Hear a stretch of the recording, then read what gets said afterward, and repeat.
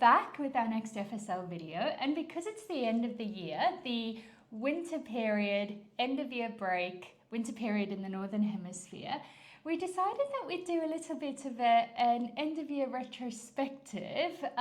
Stephen and I both like to take this time at the end of the year to reflect a little bit, and because we've just had our 1 year anniversary of the Feminist Sport Lab, we thought we'd talk a little bit about what we're proud of in this year, a bit about how our values have reflected what we've done, and where maybe a little bit about where we're going this year as well. So, Stephen.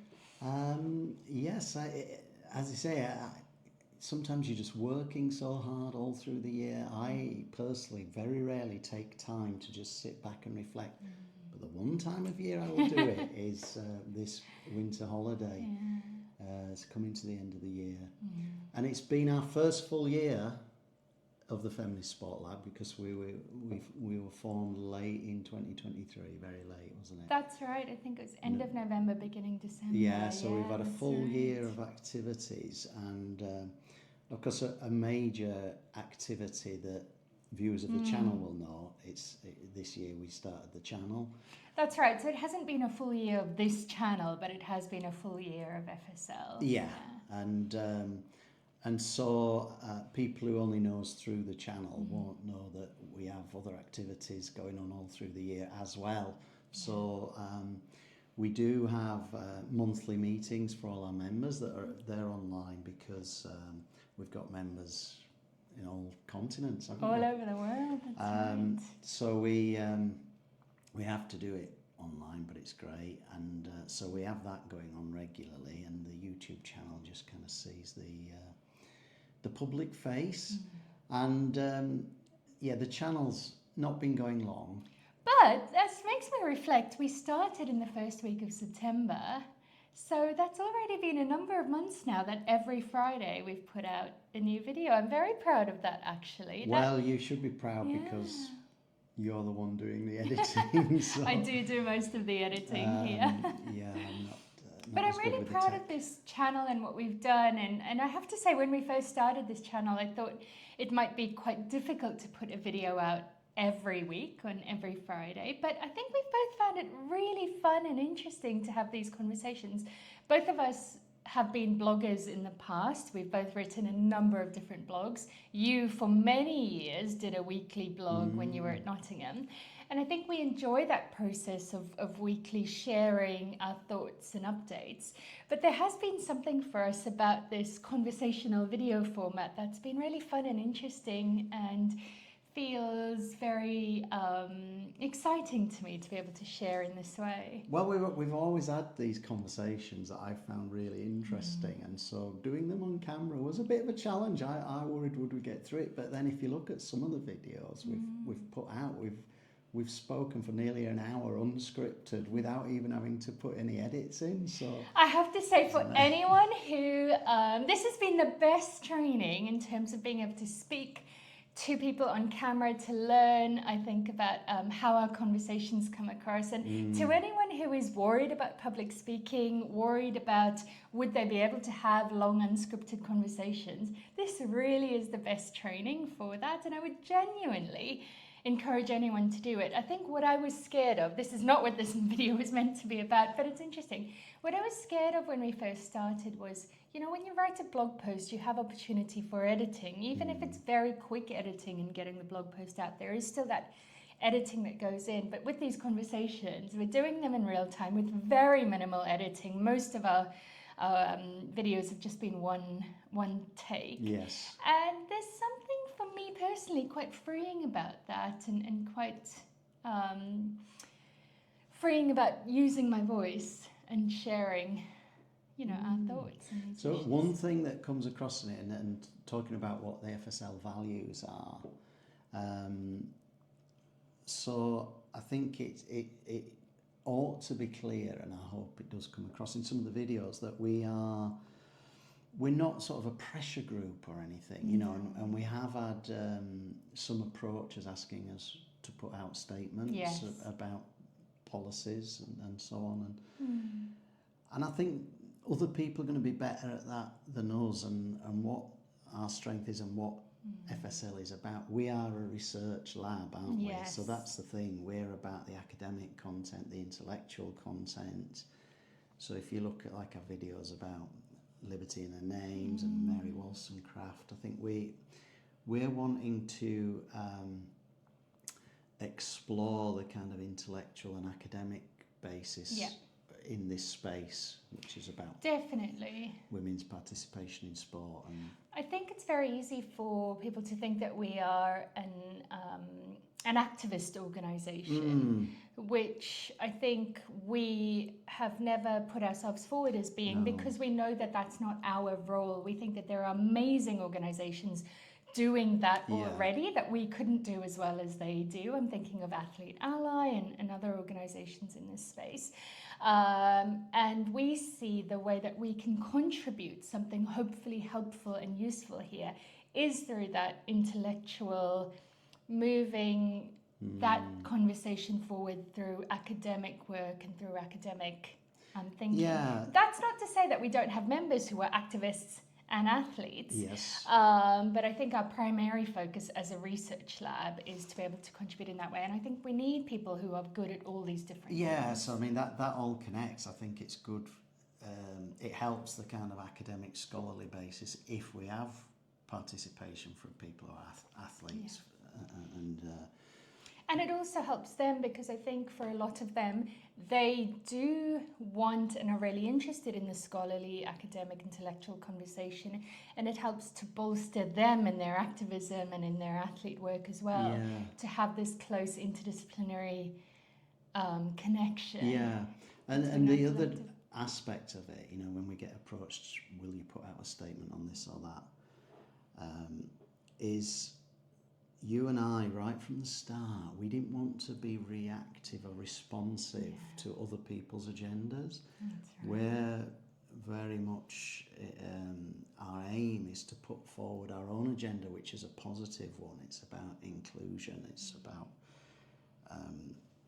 a number of kind of values-led issues in sport, isn't it? So I think it can be quite damaging if you respond to other people's agendas in this space, because then you're constantly being reactive, so and it takes up your time. It does. And I want Feminist Sport Lab just to be working on its own agenda. Oh, I couldn't agree more. I think I did spend a number of years doing a bit of that reactive work, feeling that I needed to respond to every bad piece of policy or research that came out. And many feminists before us have taught us this as well, especially black feminists, that you can't spend your life just being reactive, because then, as you say, you play into their agenda and their conversation, or a different agenda and different conversation, and it exhausts you and grinds you down. It really does. And activists have taught us this, right? That you've got to look after yourself first. And so for us, it was really important with the Feminist Sport Lab to, rather than responding to other people's agendas, to set our own agenda and to have a different and new conversation. Yes. And I think that's what we're doing. We are, and maybe then we get on to what that conversation is. So I think that the main thing about the lab is the values, you know, that it is value-led. And so, for instance, if anybody was thinking of contacting us about joining the Feminist Sport Lab, we've got a little thing we send out to potential members, and it is all about the values. That's what really counts for us. And those sorts of values that we're talking about, inclusion, for instance, that's going to be one. Fairness, and I think fairness sometimes is put quite naively, but I mean, in my view, the most unfair thing is when you tell somebody that they can't participate, you know, and I think sport should mainly be about the participation. There's a paper I keep going on about, the Tony Skillen paper called Sport is for Losers. Oh, yes. The vast majority of us who participate in sport, we're not going to be the winners, you know, so we shouldn't set up the whole framework of sport to be just serving those, I don't know, less than 1% who actually win. That's right. And yes, competitiveness is a huge part of sport, but winning is definitely not why most people participate in sport. No. And it's about that participation. And I think that's a key value for us, is participation for everybody, Yeah. creating a space where everybody can feel safe and be themselves in to participate. That's really where we want to be. And it's what we've been sort of developing. What we're interested in is how feminist values can potentially inform the organisation of sport, and kind of feel that hasn't. Well, clearly that's not yet been done. Sport is clearly organised in very patriarchal Extremely, structures. that's the history of It's about sport. hierarchy, it's about authority. It's about winning, it's and lots of war metaphors. Yes. Yeah. And going along with that has been, I think, an exclusion of women because of, and not just women as we know, but a whole structure of gender-based injustice, erosion of bodily autonomy. So we think it's really important that feminist values are brought to the table, and we're kind of thinking of a future in which sport is organised more on feminist principles than patriarchal. And I do want to say, because I think this is really important, and we do spend time on this in our book, is to say that these words, inclusion and diversity and fairness and so on, have become, I think, very watered down. They've become quite organizational management kind of words that don't mean anything anymore, really, in the space of sport and other spaces as well. And so for us, those words are really important, but also a reclaiming of the word feminist and of those words to go back to what they really meant, and they're quite radical roots in terms of what they actually meant. And for me, the words that I always feel have to be partnered when we talk about inclusion and so on are social justice and liberation. We want to not only have inclusion, but we want liberation from these current patriarchal structures. There is something more about it. And what's that other term? Oh, I always forget the name for it. Restorative justice. Oh, yes. Restorative justice is really important to us as well.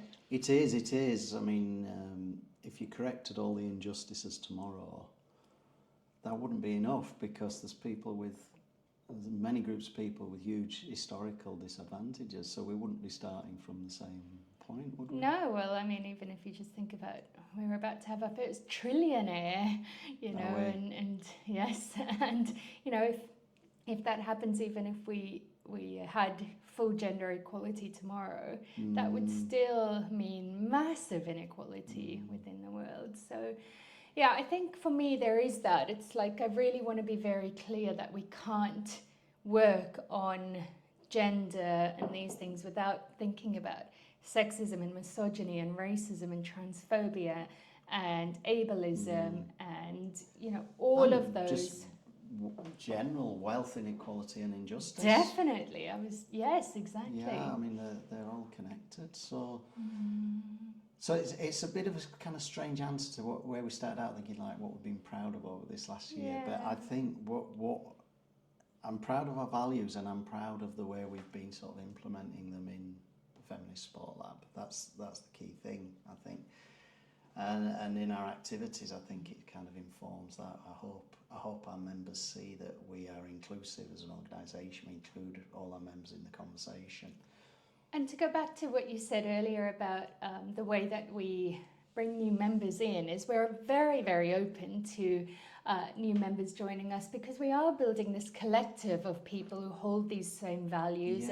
And when we send out the invitation, we always ask people not necessarily to sign up to everything, but that they hold similar values aside. And so if anybody did have these kinds of values and wanted to join us and be part of FSL, we're definitely open to that. Yeah, and I'd say if you've got any interest in sport whatsoever, so you don't have to be an academic, you know, you might be an athlete, you might be a sports journalist or a sports writer, or you might work for an organisation. We'd be very happy to hear from you.